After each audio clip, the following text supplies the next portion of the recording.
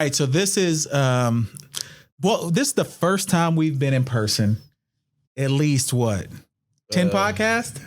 At least 10 podcasts. So episode 36 of the Golf Performance 36. Group this is 36. The last time was right after Thanksgiving, where we talked about would we prefer to spend time with our family or go play golf during Thanksgiving. And you are in the studio for the first time. So tell me your impressions so far. I mean, what do you think? I feel pretty professional. Where's the camera at? I don't even know where to look. Yeah, we've got multiple don't worry, just look casual like you normally would. Yeah, so I'm not sitting in my room, you know. We're not in front of our Zoom screen. So we hope to do this more often. And even if Taylor, she's not with us today, she had a prior engagement, but we can also pull her up on a monitor like the Zoom does. So we'll be able to do that. Just put her like we can put her like right in the middle. Yeah, we can definitely do that also. Make us look better. So when she's there. But this is episode 36, and a lot has happened in the golf world over the last 3 weeks that we've been out.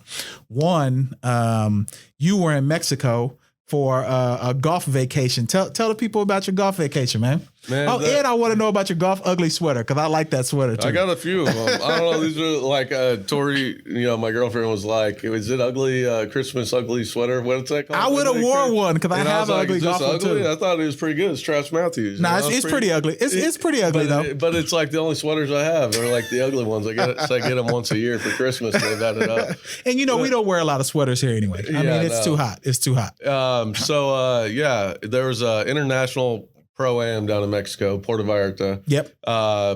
There was 400 golfers still. So a full field would have been 100 teams, and we had about 80 teams. Wow. So even with COVID and all of that. Yeah. So, okay. I mean, I think it was at a time where, a lot of people have probably been cooped up and want to get out of the house. And it was really big for Houston golfers because one of the guys that runs it or started it is from Houston. Okay. So I would say 60, 70% at least were from Houston. But and it's close to get there from Houston. What is it, a 2-hour flight? A little over 2 hours. Yeah, that's what I'd say. Yeah, okay. That was the worst part, was wearing the mask on the flight the whole time. Man, I'm sweating. Didn't realize. Yeah, I forgot. I haven't flown since March. Yeah, so I haven't flown since March. I mean, but the airports are so much easier because no one's in there. No one's there. You're going through customs. That took 5 seconds. Yeah, yeah. But the golf courses were really good. We played up in the mountains. They called the Jungle.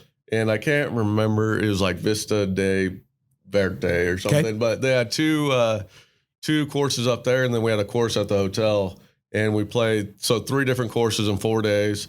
Practice round, so it's 5 straight days of golf. Okay. So everybody's a little worn out because there's free beer and stuff on the course, and then you're at the pool after you play. So you get that. So not only are you half drunk most of the days, you also get that sun. It makes you exhausted when you're in the sun a lot. Yeah. Well, so I don't drink usually when I play because it's my time to practice. So that's fair. And they had a pro division, so my goal was to make enough to pay for the trip. Okay. And I did that. Accomplished that. So I didn't win, but man, there were some sticks down there. Like I heard a couple of them talking. They play full time on Latin America, but they don't have, with COVID going on, they don't have any events, so they're kind of on pause. Yeah. So, but shoot, I think 19 under for 4 rounds won, and the courses weren't easy. They hosted, what's that tournament called? I can't think of it. Punta Cana.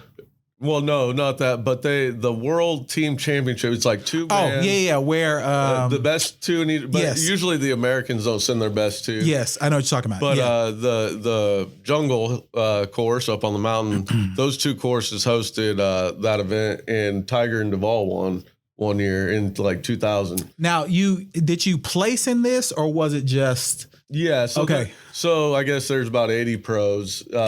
Some of them opted, like, maybe 20 of them were seniors. So they played a tee up in senior division, and then they paid out the top 20.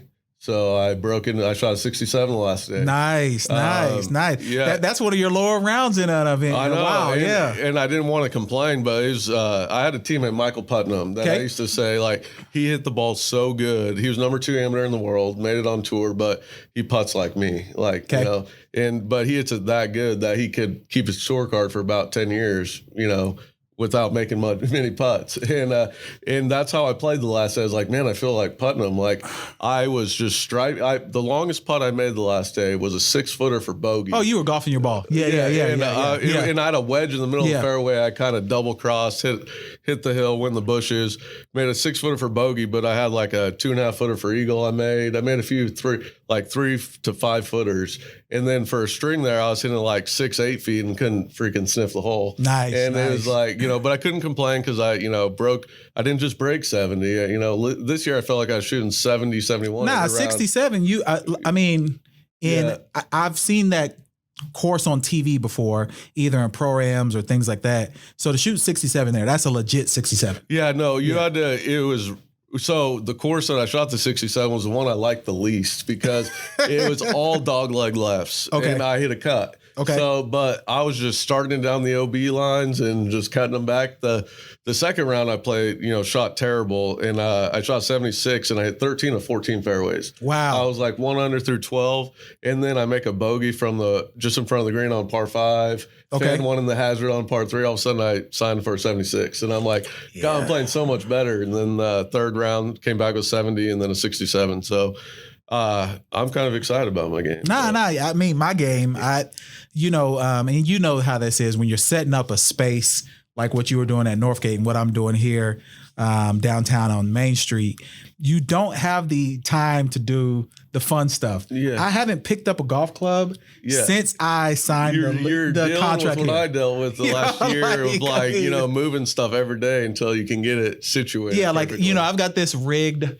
You try to come up with all these different ways. I've been thinking about putting in some curtains. Man, like it worked too. Like the pipes. Yeah, I can show you how I did. So man, like all these different things. So in the space we've got like a green screen area, but we also wanted it to be flat white, and then we also wanted to be able to do photography in here. So we put like these random pipe. We just came up with we wrote it on paper, came up with a design. Then you've got the space where you want people to lounge, and of course I had to have a bar. As much as I talk about drinking on the podcast, I had to have a bar. Have you seen Kevin Hart's last? I have. It's kind of like that. You can have a little. You gotta have a bar in your space. We got to get a few more fans. Exactly. Well, what we can do is we can invite people to our next podcast, especially if like Taylor's here, we can be in our, recording space. They can just come hang out and then we can mingle after the fact. Yeah. So, it'd be a good time. But golf wise, man, I literally haven't touched the club. So what I reverted to was all of my TPI training. Mm-hmm. So I started going, in the gym, doing the things that help with my mobility and flexibility, and just really focusing on what the swing will look like. I've got 2 mirrors here in the space, and really I've got a PVC pipe that's just in the little storage area. I saw Charles Howell once on Instagram. That's all I do. Doing the motions with it. But yeah, and that's the thing. And for like golfers out there, I hit balls when I'm bored into a net. Exactly. And so and I look at my technique and like all that. So I'm pretty technically sound, but there's a difference when you get on the golf course and you got to score your ball. You're right. So those first 2 rounds, man, I was like, I shot 74, 76. And the last day I might have hit it a smidge better than I did the second day when I shot 76. Gotcha. But it was just like I had dialed in my wedges, distance control, because the second round I was kept flying greens. It felt like every time I got a wedge in my hands because I was just getting steep and nuking them. But that's what, if you're not taking lessons or work, you don't really know what you're working on, I would advise chipping, putting, and playing, as much as you can. I would agree. That's what's going to get you better and beat your buddies is learning how to score. And, you can hit it. Your swing can be as good as, Rory or Tiger. But if you're never out there scoring, you don't know how to do it. Lives, you don't know how to do it. Just the mentality of, water on the right, that kind of stuff. So we do have some golf news to talk about. This is the PNC Championship. It's where the pro golfer plays with a family member. Yeah, because it used to be only father and son, but now because some of our favorite golfers, they didn't have sons, they have daughters, or they've got nieces and nephews that they want to play with. So the PNC Championship is this weekend, and we get to see Charlie Woods for the first time. I was talking about that yesterday. Tiger's head cover, isn't his name Charlie? It is. So it is. Tiger just has something for Charlie. Yeah, it's something about that name. Yeah, it's something about that. It's probably something. It's kind of strange he would name his son after his head cover. And what's crazy is, so Charlie, he'll be the youngest participant in this at 11. I saw some footage of him swinging. He looks good, man. Yeah. He looks good. Now, my problem is, I don't think they're going to be competitive, but I think Tiger's competitive juices are just going to take over. I don't know. Tiger could be so pumped when he gets pumped up, and he's going to be pumped up with his son playing with him. I mean, I don't know, man. It's going to be a spectacle at a father-son shootout. Oh, without question. And I'm pulling up the PNC. I'm pulling up the participants, the field, so we can kind of get an idea who's on there. So, of course, the biggest is Tiger and Charlie, but you also have John Daly and his son, so which we've they just seen call, that before. Though. We have, but they just call him Little John now. And he's not little, golfer. but he's not little though. No, no, he's a mini me John. That's what I'm saying. He's just very okay. The Matt Kuchar and his son Cameron, who they say Cameron is supposed to be a legit pretty good golfer. Oh yeah, and Kuchar played. Didn't he just win that one last week? He sure did. With Harrison English. Yeah, so they he set came a off a win. Scoring record, I think. This is the one that I'm interested in looking at. Bernard Longer and his son Jason. They've played multiple times, and Bernard is always competitive in these type of events. Yeah, always. Well, and then another interesting one will be JT with his dad, right? Oh yeah. With his father, See Mike. How the old club pro can do, but club pros, man, like they're no, but they know how to get around golf courses. It's weird. They're not the best players, but they know how to get around golf courses. And then, so a little personal history for me. One of my first jobs at a college was at TPC Sawgrass. Mm-hmm. Matter of fact, I'm even wearing my staff thing today. Yeah. And what's that, 25 years old? This was when I was probably like 25. Yeah, I was like 25. So now I'm 40. Yeah. I have a 40-year-old now. So I had to just throw away my OU. I'm keeping my this game day shirt, and I realized it's from 06. I'm keeping this. This is 14 years old. I got to throw it away. But so at that time, I met Vijay Singh, and he had a son. His son is named Cass. Mm-hmm. Cass at the time was probably around Charlie's age when I worked at TPC Sawgrass. They play in this thing every year. Right? But Cass is actually a really good golfer. How old is he? He might be like 26, 27 now. Did he play college or anything?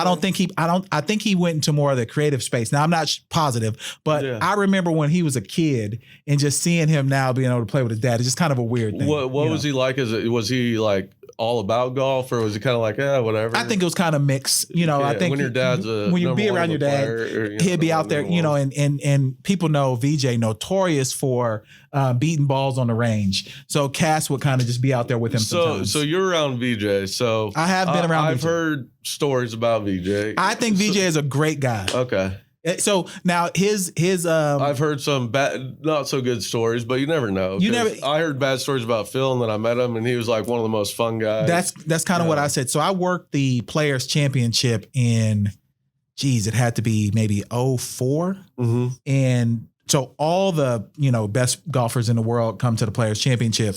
And I don't know if anyone was a jerk. Yeah. I mean, now some of them didn't talk to you because they're, and you realize it when you're like, if you get inside the ropes and if you're a big name, like I'm a no name. Exactly. And after 9 holes, first tour started at practice round, I was like, I'm like dodging, nobody even cared about me, but the little kids, they didn't know me from Jordan Spieth, so they just want to get autographs and it wears you out. So it does. When you're off the course, you just probably want to go to your locker, get your stuff, and go lay on the couch. No, I completely agree. So this will be some good golf viewing because all the golf that we've had so far has kind of been the gimmick golf up to this point. You keep leaving out the ladies. What about? We're gonna get to that, but I'm sticking to the men right now. We'll get to the U.S. Women's Open in a second. But, we had the Charles Barkley, Phil Mickelson versus Steph Curry, Peyton Manning, which is unfair. That was not going to be. A pro is going to be. People don't realize how good the best players in the world are. Phil's 50 and probably, 70th in the world? It doesn't matter. If you're top 200 in the world, you're on people don't realize how good they are. So Barstool Sports, they have a golf podcast also, and they always do this thing where it's like a pro versus like their 3 or 4 best guys. Didn't they do Kisner out at Kisner was the most recent one. And there's no way they were going to beat him. No. These guys are incredible. Scramble against them. You can do whatever, and you ain't going to beat them. You're not going to beat them. So, the fact that Barkley was able to complete full swings was encouraging. He's worked on his mental game because he wasn't glitching really. Yeah, he looked just really not good. A great golfer. Yeah, he looked good. He had good feel on the greens. And then again, the same thing I said about Tom Brady, I'm going to say about Steph Curry. They need to stop saying that they're a +1 or 2 handicap because that's not holding true. Well, but yeah, I think it is because it is so different when you are in a tournament. No, man, I mean, it's just so different. Well, especially on TV. Yeah. The lights make it different. I mean, it's just so I could tell but Steph has a great swing. Oh, yeah. But people, so I was once told or read in like Golf Digest that a scratch handicap golfer is closer to an 18 handicap than a tour player. That's how, because. Oh, wait. Explain that again. So a scratch golfer. And it's hard to kind of figure out because, I guarantee, you put Steph Curry on a web or nationwide tour event, whatever he played in Korn Ferry Tour. He shot like one decent round, but then he shot an 88. He sure did. And the web is notorious for they play pretty easy setups. They're going low. They want people to score. They go low, and he's shooting 88. Like it's just such a different. It's more mental. And it is knowing. And then when you get to the PGA Tour, and then you get to a major championship, the strategy just gets so much harder. And like they don't know what to do, and they just can't deal with it. But still, because right now, so I have to keep a handicap play with the guys at Northgate, and I'm a +5. Okay, and so so I'd be Curry probably by 4 or 5 around, but I'm not even sniffing the PGA Tour. But like we talked about, if you gave yourself, but I'm going to beat him by more in a PGA Tour event or in a tournament section event. Then I'm going to beat them in casual golf, if that makes sense. Because I have that experience of under the gun. Gotcha. How to manage. Gotcha. If I had a bad shot, I know how to kind of reel it in and just slap it around. Where they don't know how to manage their game that well when they get under pressure. And it just gets worse and worse. But I think Curry probably is, but at his home course. Too. That's where he's keeping his handicap, right? Yeah, of course. He's playing at places where he knows it. He's comfortable. He's playing with his buddies. You know where to miss it, all those I mean, you just bring him out to Northgate, he's probably going to shoot 75, 76. Now you put him on TV with Phil Mickelson I don't know how difficult that course is, but, I mean, he's probably going to shoot 82. Yeah, I mean, and that's probably what he would have shot, right? I mean, I only watched the back nine, but, I don't know. I could tell he had game. He just doesn't have the experience or the golf IQ, I guess. Yeah.